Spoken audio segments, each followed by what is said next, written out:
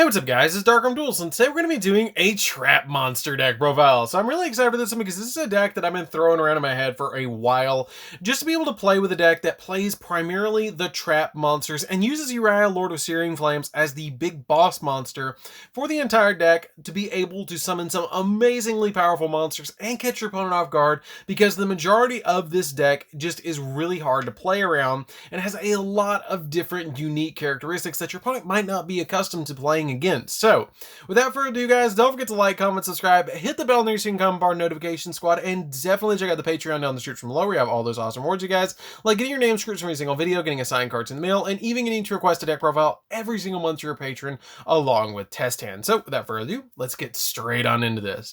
So first off, we're going to be opening up extremely strong with the 3 of in the deck that is the boss monster, the Uria, Lord of Searing Flames, the sacred beast that is the counterpart to Slifer the Sky Dragon. And what this card does is insanely good for this particular deck. It can get extremely big because it has the ability that it cannot be normal summon or set. It must be special summoned by sending 3 face-up traps from your side of the field to the graveyard. And when this card is special summoned, it gains 1,000 attack for each counter trap or continuous trap in your graveyard. And then once per turn, you can target one set spell or trap your opponent controls, destroy it, and neither player can activate spells or traps in response to the activation of this card's activation, which is an extremely powerful effect just to be able to pop your opponent's back row.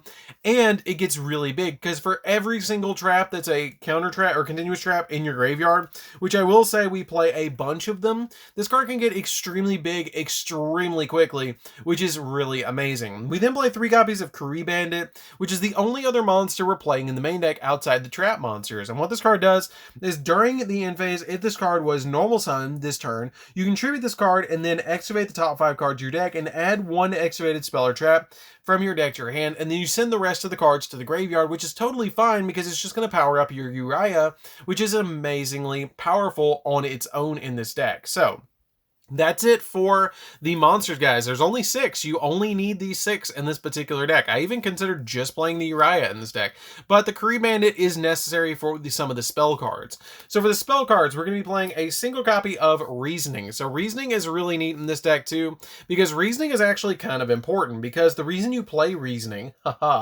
is your opponent is going to be able to send a bunch of your cards to the graveyard, and it baits your opponent's Ash Blossom as well. So for example, if you have the Kris Bandit and you have your copy of, say, your copy of Uria already in your hand, you will never resolve this unless you already have the Uria in your hand. You're going to mill a bunch of your cards to the graveyard to be able to eventually hit a Kris Bandit, because those are the only 3 monsters that you can reasonably hit to special summon off the copy of Reasoning.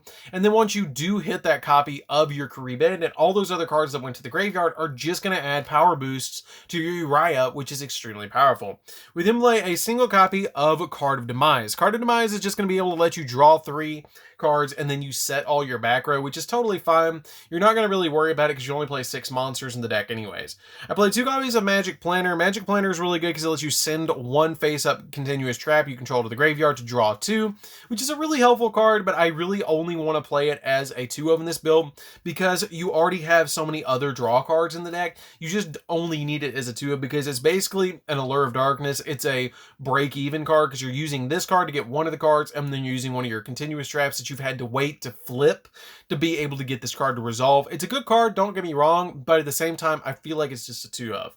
We then play 3 copies of Monster Gate. So you can actually tribute your trap monsters to activate this effect. The excavate cards off the top of your deck until you excavate a monster that can be normal summoned, and then you special summon it and you send all the other excavated cards to the graveyard, which is really cool to be able to just send them to the graveyard because, again, it's just going to power up your Uria, and you only want to resolve your copy of Reasoning and Monster Gate if you already have a Uria in your hand, because you do run the risk of hitting all 3 Urias and sending them to the graveyard.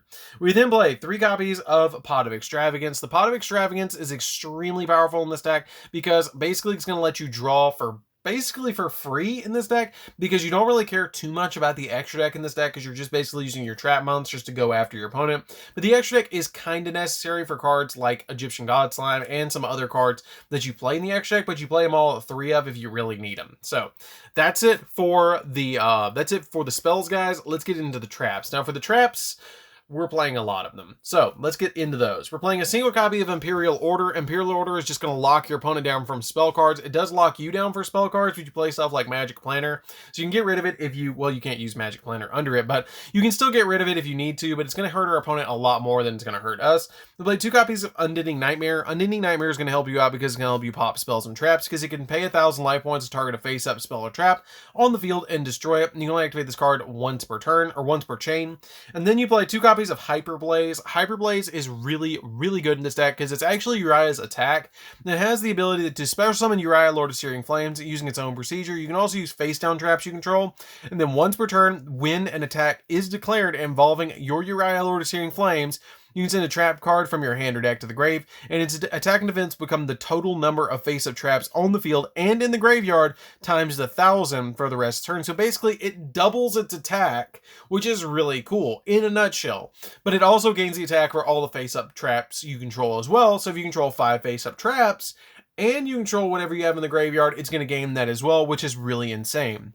It also has the ability that once per turn, you can discard a card to add a Uria, add from your deck to your hand, or special summon a Uria, Lord of Searing Flames, Haman, or Raviel from your graveyard, ignoring his summoning conditions, which is why I do justify playing the copies of Monster Gate, because if you get this or Uria, you're probably going to be okay. We then play 2 copies of Tiki Soul. Tiki Soul is really interesting because basically all of your trap monsters, let me go over really briefly what trap monsters do. So basically what your trap monsters do is when you have them in your back row set face down like this, you can then activate them and special summon them to your side of the field in face up attack or face up defense, depending on what the particular monster says. Some of them say you have to special summon them in particular ways, like in face up defense or face up attack. And then once you special summon them to your side of the field, they're considered as monsters, which is kind of cool, because it has the ability that after activation, you special summon this card and it's treated as an effect monster card. Rock type, level 4, 1,000 attack and 1,800 defense. It also has the ability that while this card is treated as an effect monster, if another trap card you control is treated as a monster, would be destroyed by your opponent's card, either by battle or by card effect, and sent to the graveyard, you can set it in your spell and trap card zone instead.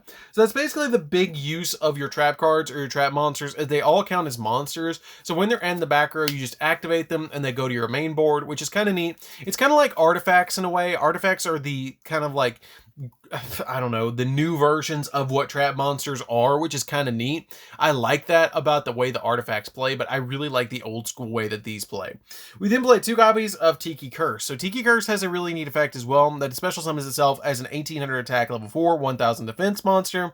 If another trap card is treated as a monster, battles an opponent's monster, you destroy the opponent's monster after damage calculation, which is a really neat effect. We play 3 copy of the Angel Statue. Angel Statue is actually the reason that I built this particular deck, because it came out and I was like, man, I really want a way to play this card. And it's really good too, because it has the ability that you can special summon this card as an effect monster, as a light fairy with 1,800 attack and 1,800 defense. And this card is also still treated as a trap card. But once per turn, when your opponent would special summon a monster while this card is in your spell, or when this card's in your monster zone, you can send it to the graveyard, send to the graveyard 1 continuous trap in your monster zone that was special summoned from the spell and trap card zone, negate the summon, and if you destroy it. And also it has the ability that when this card in the monster zone is destroyed by battle, you can destroy the monster that destroyed this card by battle as well, which is kind of neat. We then play 3 copies of Metal Reflect Slime. Metal Reflect Slime is really good to help you go into your copy of Egyptian God Slime, and it is a level 10 monster that you can use for XZ's plays, which is kind of neat as well. We then play 3 copy of the statue, or the spider statue. I just call it spider statue. It's kind of neat as well because it special summons itself as a rock type earth, level 7, 0 attack and 2,500 defense, and it's also treated as a trap card. And this card is summoned this way. This card cannot be targeted by your opponent's card effects while you control another trap card. That is a monster. And if a card is special summoned from the spell and trap card zone to a zone, or to a monster zone while this card is in a monster, then you can target 1 card on the field and destroy it, which is pretty cool that you can just instantly just start popping cards with this card once it's activated. It's a really good card overall to play as a 3 of in the deck. We then play 3 copies of the Abyss Stingray. Stingray is pretty good too because it has the ability, you can special summon this card as a thunder type light with 1,900 attack and 0 defense, and also it's treated as a trap. And this card is summoned this way. It cannot be destroyed by battle, so it's a pretty good card just overall to combo that can't be destroyed by battle. And then I play my personal favorite of all the trap monsters, and 1. That is 3 copies of Zuma the Spirit. Zuma the Spirit is one of the most unique ones because it special summons itself as in defense position as an 1800, 500 defense, level 4. And it has the ability that if this card is summoned this way and it's destroyed by battle, inflict damage to your opponent equally attacking the monster that did destroy this card. So if you can't get an attack position, it's going to be really hard for your opponent to deal with it because they're going to have to attack over it with something that's at least 1900, which is really cool. And they're going to take damage for whatever the attack of the monster that they destroyed it with. So Zuma the Spirit is personally my favorite of all of the trap monsters. So that's it for the actually trap monsters and the traps. Let's get into the extra deck. So for the extra deck, we're going to be playing 3 copies of the Egyptian God Slime because you're going to use this with your copy of your Meta Reflect Slime to go into this card to make you a lot of different plays in this particular deck. It's an overall really good card, and basically it's just a big beat stick that's going to be able to use for a lot of different plays in this particular deck. It can be treated as 3 tributes, but you're not going to tribute in this deck and can't be destroyed by battle. And your opponent cannot target for attacks, and your opponent cannot target with card effects monsters that you control except for Egyptian God Slime. So you can actually protect a lot of your different cards, which is super nice. Double the Juggernaut Levy because it can be summoned out really easily with all of your level 10s in this deck. 1 copy of number 81 because you can summon it out again with kind of like a lot of your level 10s like your Egyptian God Slime and Uria. You play 2 copies or 3 copies, excuse me, of your copy of Yugoslav Max. Yugoslav Max is really neat in this deck because it's going to burn your opponent for an additional 2000. 2 copies of Unicorn because you can spin stuff, 2 copies of Phoenix, and then 2 copies of Masquerena because the Masquerena is going to help out a lot just to be able to go into this and then go into your copy of Unicorn. This is going to pop spells and traps, which is overall really nice. And that's pretty much all you need for the extra deck.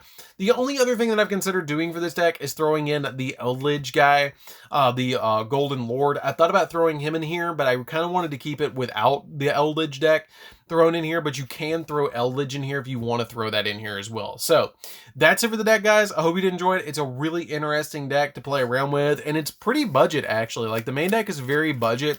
A lot of the stuff is very cheap. The only thing that's kind of expensive is the Egyptian God Slime. I don't know how much it's sitting at exactly right now, but it's a little bit of a pricey card, but the rest of the deck is pretty budget to be able to play around with, which is really, really nice. And if you don't have the Egyptian God Slime, you don't have to play it. It does help the deck a lot, but it's not gonna like make or break the deck if you don't have it. So anyways, guys, this is DarkArmedDuelist. Don't forget to like, comment, subscribe, hit the bell so you can come part of the notification squad, and definitely tell me what you think of this deck down in the comments down below, and we'll see you guys in the next video. See you later, guys.